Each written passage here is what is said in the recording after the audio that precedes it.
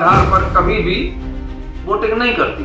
ये राष्ट्र प्रेम और देश प्रेम के आधार पर वोटिंग करती हैं। हालांकि वर्तमान की राजनीतियां कैंडिडेट खड़ा करते हैं और कैंडिडेट के जीत हार का दारोमदार तय करना बड़ा कठिन होगा। अगर देखा जाए तो सतना में जितना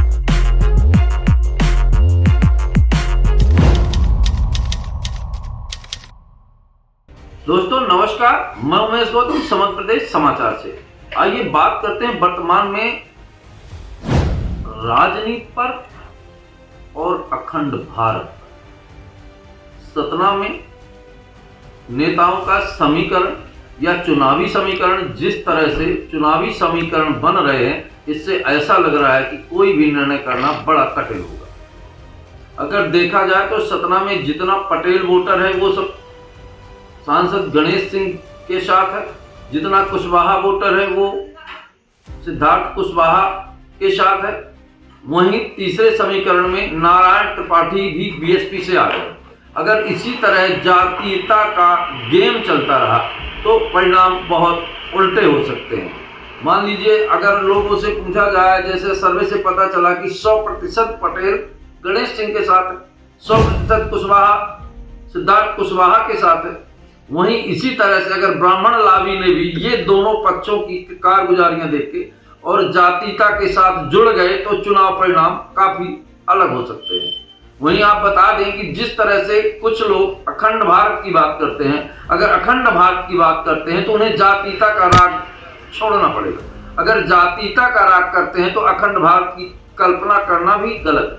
यहाँ तक कि राजनीतिक दल भी आज जाति के आधार पर ही टिकट का वितरण करते हैं और जातीयता के आधार पर ही चुनाव की प्रक्रिया अपनाते हैं। जातीयता को ही मूल रूप से देखती हुई पार्टियां कैंडिडेट खड़ा करती हैं और कैंडिडेट के जीत हार का दारोमदार तय करती हैं।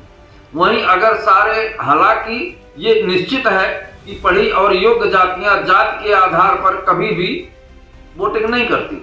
ये राष्ट्र प्रेम और देश प्रेम के आधार पर वोटिंग करती हैं। हालांकि वर्तमान की राजनीति 100% जाति आधारित राजनीति में परिवर्तित हो गई है।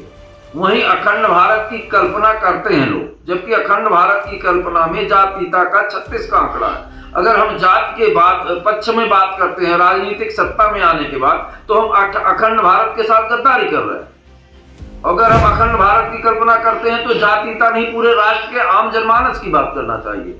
हमारे जितने लोग हैं सब हमारे अपने, सारे मतदाता अपने हैं।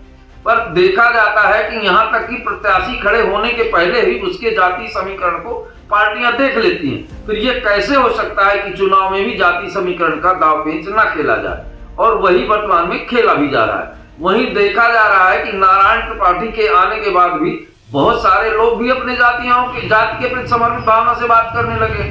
ये राष्ट्र हित में और राष्ट्र निर्माण में कभी भी उचित नहीं। चाहे जो भी हो, जाति के आधार पर वोटिंग करना और जाति के आधार पर काम करना निश्चित ही ये राष्ट्र निर्माण में बाधक होते हैं। ये चाहे कोई भी नेता हो, अपनी जाति के आधार पर ही अगर बात करता है तो ये समझ लें कि ये नेता राष्ट्र के योग्य या अपने लोकसभा क्षेत्र के योग्य कतई नहीं। और जिस तरह से माहौल पूरे सतना जिला में बन रहा है, जाति समीकरण समेटे जा रहे हैं, सब लोग अपने अपनी जाति से संगठित हो रहे हैं, तो इससे लगता है कि दूरगामी परिणाम ऐसे आते हैं कि चुनाव बेहद कठिन हो सकता है।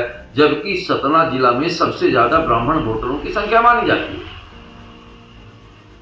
जो माहौल वर्तमान परिवेश में बन रहा है, इससे आंकड़े कुछ उल्टे हो सकते हैं। मैं उमेश गौतम, समग्र प्रदेश समाचार।